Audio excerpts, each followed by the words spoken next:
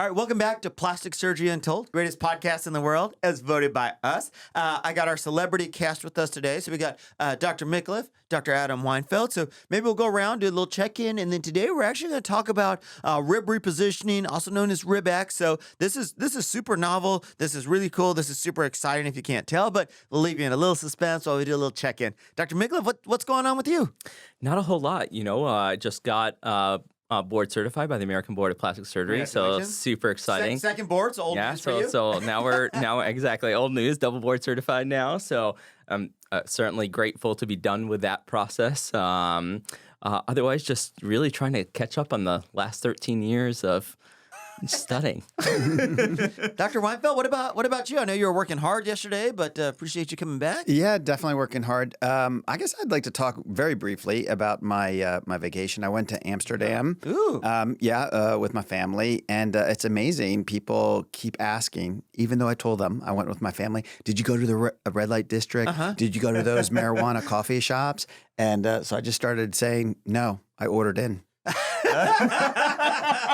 That's awesome. Well, let's jump into it because this is a super exciting topic, and I think something people don't know a lot about. And I think in the past, people have heard of rib removal, which really wasn't done that commonly because it was a big procedure. You're actually removing some rib stuff. You're doing these things. I think they don't realize, and I know Dr. Weinfeld does a lot of this for some of his revision rhinos in terms of harvesting a little bit of cartilage and stuff for ribs. So we definitely have a lot of familiarity of moving, using some of that material stuff, but it's really been kind of a cool innovation of this rib repositioning. And so I don't know if Dr. Micallef would like to explain a little bit of this, and then we can talk about the kind of how it's different than past procedures. Yeah, so it really is one of these novel techniques. Essentially what's happening is that the bottom two sets of ribs are our floating ribs. Essentially there's no real attachments to the sternum with these two sets of ribs. And so we're able to essentially sublux these ribs by making an incision that's not much bigger than really one of our liposuction ports, sublux them and really kind of push them in essentially in order to really define or cinch that waist and really give more definition to the waist in both females, and we've done it in transgender populations as well. And I think this has been cool. One of the things that's really made this super exciting, and we do it in other procedures, and stay tuned for a future episode where we talk about preservation rhino, not to give ourselves a plug. But, there's this new, it's called a Piezotome, but it's this saw that really has added safety that has allowed us to do this very precisely and very safely for patients. And maybe Dr. Weinfeld can explain that a little bit of this super cool device. Yeah, absolutely. Piezotome essentially is a handheld device that has little saws or other attachments at the end of it. And the way that it works is that electric current is run through a crystal. And when that specific current and that specific crystal are brought together, there's a vibration. And that vibration is translated to the end of that instrument, to the little bit, the little saw at the end of it. And those super fast vibrations end up allowing it to cut firm structures without injuring soft structures, which is perfect for rib repositioning.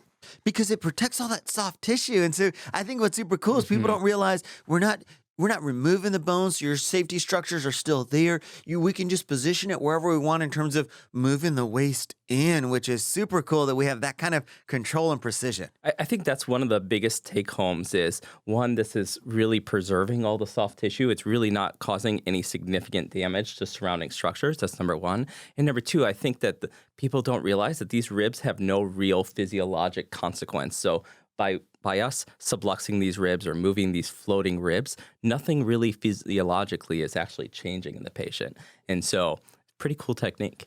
And for me, someone who loves body contouring as you two do, it's opened up a whole realm of body contouring for patients that in the past we tended to just turn away. And these were our patients that have already had a BBL, someone who's already had a tummy tuck, someone who doesn't have any fat to shape them, someone who still feels a little square, a lot of our athletic patients, even some of our transgender that are trying to look a little bit more of hourglass figure. So in the past, there was this whole set of patients where it was frustrating for them, frustrating for us because they had needs that were real, but not a lot that we could offer them. And so this has opened up a huge opportunity for people, because when you're trying to create this figure, right, there's a couple options. One is to, lipo people down. For people like myself who have a little love handles, we got some ways, some subtraction to do. Those love handles are going away recently. They are going away. Stay tuned for another future episode. But the other thing is trying to fill the hip dips and lateral buttock, and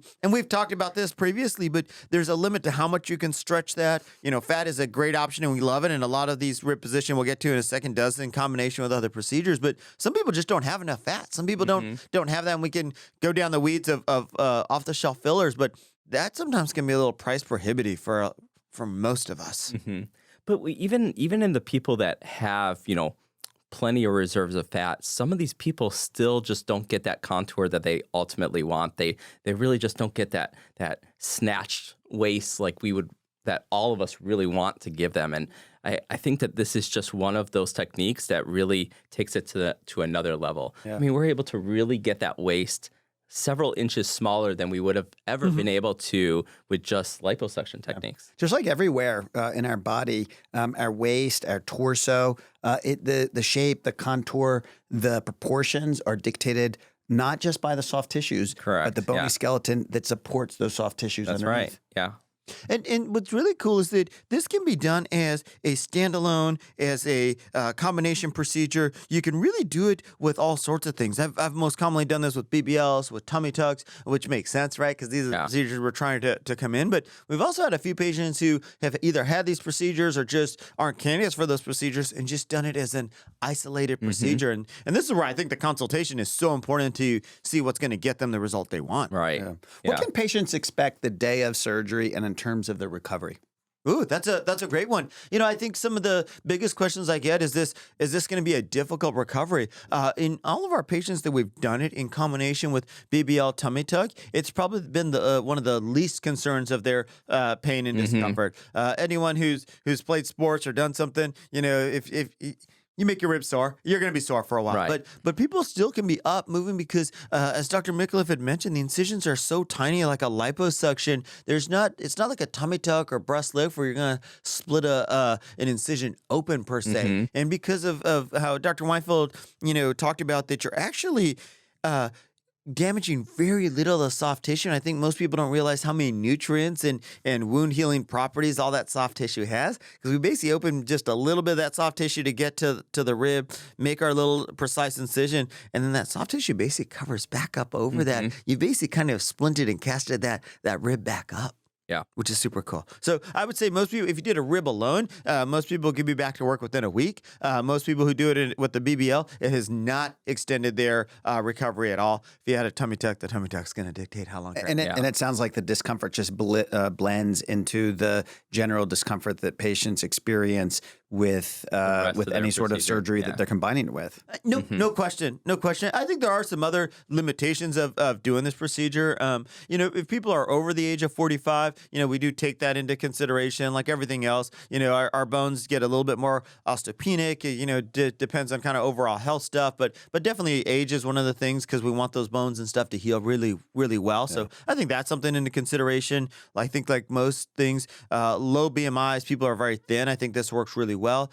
Sometimes I think if we have some other kind of weight issues, BMI issues, sometimes we'll need to address that first because we just want to do a procedure. You're going to see a change. Meaning if someone has a larger soft tissue envelope, skin, fat, that are kind of covering up, camouflaging the changes that you might see, they're not going to be as wowed as if they're a little bit lower in weight. Is that what I'm hearing? 100% the weight. Also the skin. We talk a lot about in our liposuction and why we end up doing tummy tucks is, that's basically the canvas that covers the underneath structure. So if you have, some of the extra adipose tissue or you have a lot of skin laxity, it's not going to re-drape and show off your new form on the inside. So that's why a lot of times this will be either staged or done in combination with some of those procedures. I think the biggest key to this procedure is the consultation and really kind of helping define what the expectations of the patient are. Because certainly there's a correct patient population for us to do this on who will actually see a benefit.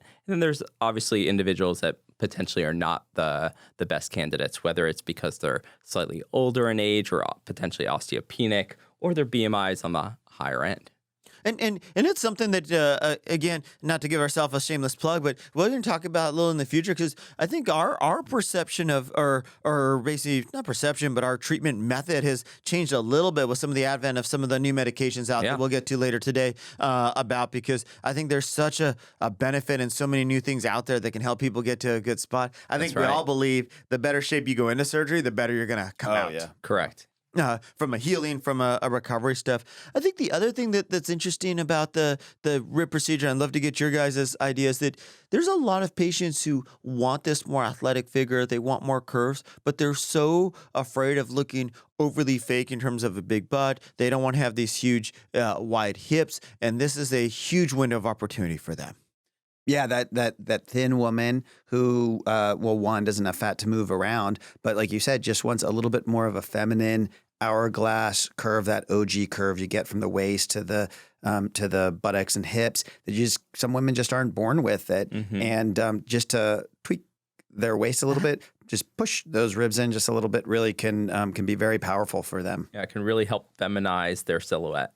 And then I know, Dr. Weinfeld, you and I had talked previously about in our transgender population, most commonly we treat the 11th and 12th, but, in some of our transgender patients that are looking for a little bit more of that hourglass figure, you can actually go up to the 10th rib and moves that in a little bit and really try and help with some of that figure. Yeah. So essentially what we're doing is we are then repositioning the ribs just to mimic the position, the silhouette that cis women have. Female has. Yeah.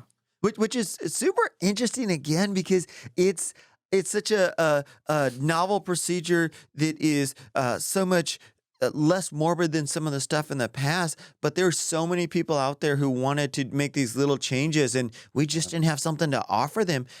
Maybe we could talk a little bit about the actual surgery itself, if you guys don't mind, for just a little bit, because I think most of the time when we bring ribs up and stuff like that, I think most people have the perception that this is a 4 or 5 hour surgery. You've already cleared up that, they're not going to have a 6-7 inch incision, because that was some of the old problems with rib removal. And we're not doing any of that. I think we all can pretty safely say that, a procedure like this, it takes us about an hour and a half. There's some positioning and getting you kind of into the right spot, but overall is It's not a very the quick procedure. Yeah, I mean, honestly, the procedure is extremely quick.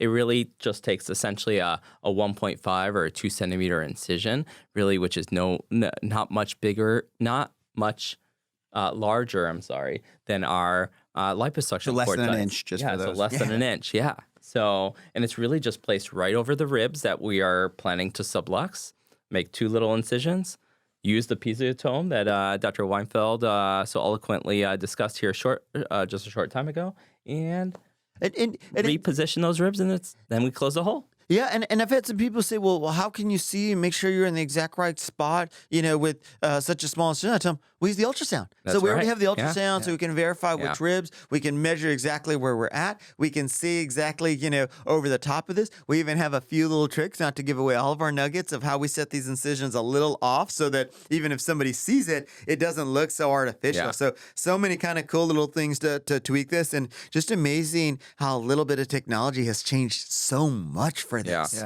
Yeah. It's really interesting when you think about how technology has changed things like this. If you go back to societies where there've always been this interest in a narrower waist in women, right? It's considered more feminine. Yeah.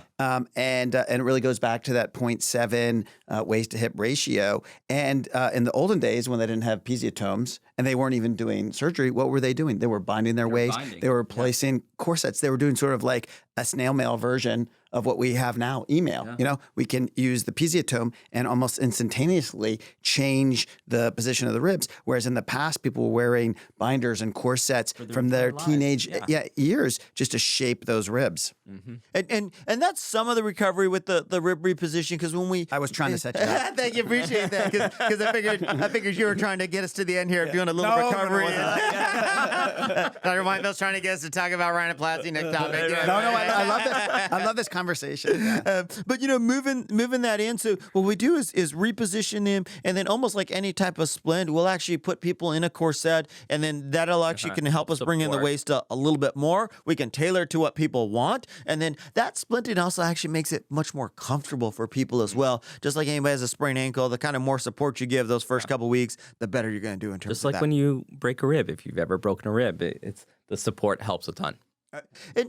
I hope people can feel like our passion, our excitement stuff. I know we do a lot of procedures, but I think all of us feel pretty passionate about body contouring and how we can do this. And I think, not to diverge a little bit, but don't you guys feel like even you feel like something so simple as body contouring with lipo tummy tucks, the advancement that have happened over the last 2 or 3 years are absolutely insane with the ultrasound, amazing. with some of the curved cannulas, with some of the different technologies like full definition Renuvion, stuff, the Vaser, and how some of these different little technologies have come together, because with the Piezotome, with the ultrasound, we can do some of these rib stuff that would have been super challenging 5 or 6 years ago. I think I think body contouring has become as precise, as nuanced as we used to think like facial surgery and rhinoplasty was. As someone who, I do both, of course. I mean, we know that. But as someone who's leaned a little bit more towards the face and the nose, I used to think, well, the thing that drew me to it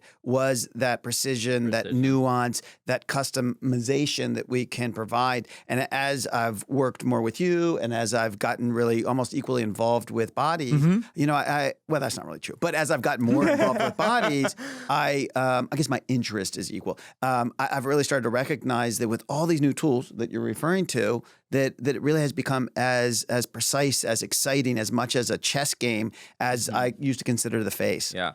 Because like when you do your rhinoplasty like plannings, you have these pictures, you have all these notes, but now the body contouring has become exactly like that. So many tools. Because it's like, oh, okay, I want to, this is their goal, this is their wish picture. Okay, cool. Let's talk about how we get there. What combination of procedures am I going to do? What combination of technology am I going to utilize to get there? 100%. Because Order, it's like combine them, separate, order, everything. Yeah, completely. The liposculpting, do I want to do some ab etching? Do I want to do some ab filling? Do I want do a little ovally before our BBL to break up some cellulite? Do we need Renuvion body tight? Do we need to do some skin tightening? And it's funny how all those things come together, and now RibX is just another step in that to help treat people, to get people to an absolutely fabulous spot. And I think it's important for people to know, one, bring in the goals, talk to us. Because one, if we just can't do it, we're going to be like, hey, that's just not in our cards. I want to be in the NBA. I'm 5'8", I can't jump and I can't run. But other than that, I don't really have a jump shot either. But other than that, I was so close. But I think there's so many things that we can help get to that goal stuff and just really work people through. So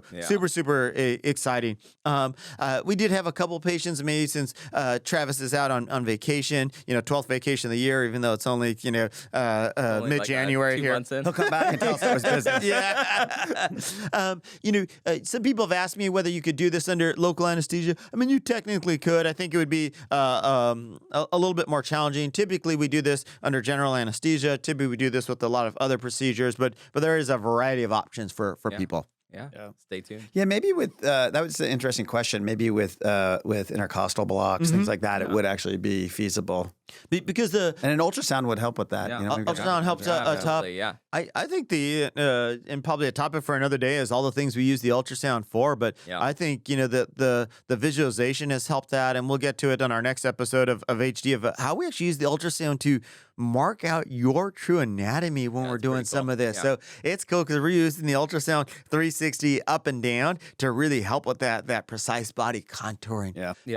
Any last little nuggets that you guys would like to leave people with about rib repositioning, RibX stuff that you guys would like to make sure people know? Just so you guys know, we are doing RibX, rib repositioning in San Antonio, Texas, as well as Austin, Texas. Yeah. We have no control, or not a lot of control over what our bones are like, right? Our genetics, for the most part, are the determinant of this.